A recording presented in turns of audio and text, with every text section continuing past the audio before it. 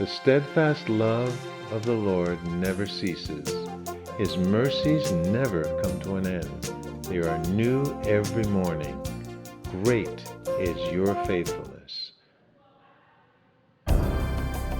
It is Monday, the 23rd day of October, 2023.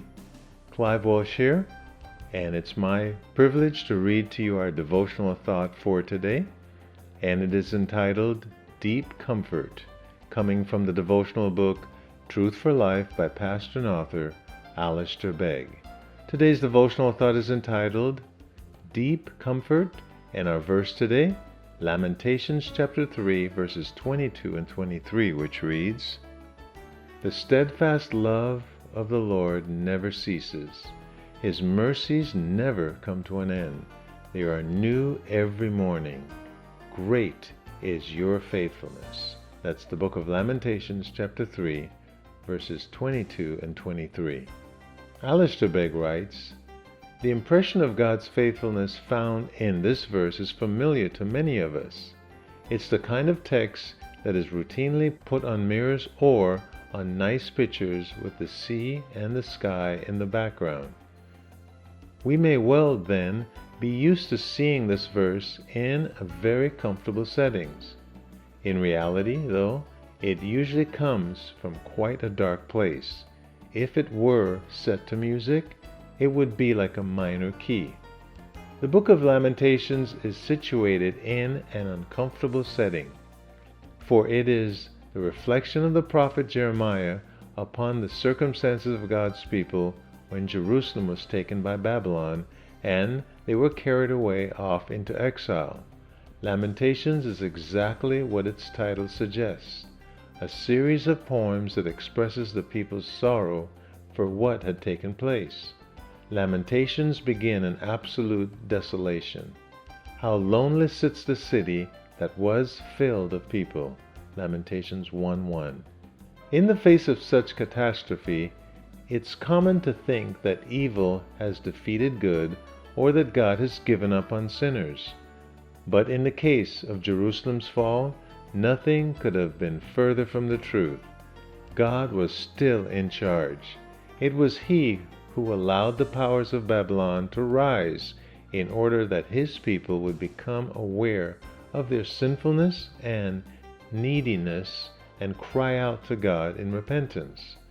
The Lord afflicted His people on the day of His fierce anger. Lamentations 1 verse 12. Yet in the midst of their deep sorrow, He also brought a deep comforting word. His people may have been brought low, but they had not been forsaken. They had experienced the ending of many things, the end of peace, the end of security, and the end of home. But two things they never experienced the end of: God's steadfast love and God's undeserved mercies. Those were new and sufficient every morning. The people would learn far more about their God in the place of exile than they ever had in the comfort of home. Indeed, it is often in our darkest moments that the faithful character of God shines most brightly to us. When things are going well, we're tempted to think we're sufficient on our own. But in moments of despair, we can cling to God's faithfulness, and in the times of failure, we can appreciate His mercy. You may someday find yourself in similar situation to that of the citizens of the ransacked Jerusalem, a situation in which all the wheels have come off and you feel bereft of joy. Perhaps you find yourself in that place today. In moments like these, when life is set in a minor key, you need this deeply comforting reminder. The steadfast love of the Lord never ceases. His mercy will never run dry. His faithfulness toward you will never fail. In those moments when you have lost much, you can rely on this: we will never lose His love. We will never lose His mercy. I believe those two truths need to be echoed in our hearts and repeated in our ears again. We will never lose His love, and we will never lose His mercy. So whatever you're going through today, grab onto those two truths and hold them dear to your heart, especially if you feel like your life depends on them, because they truly do. May God minister and bless your heart today in a special way. And that's the reading of our devotional thought for this 23rd day of October, 2023. And those of you reading through the Bible in a year, your reading today is 1 Samuel chapter 27, 28 and 29, and 1 Timothy chapter 3.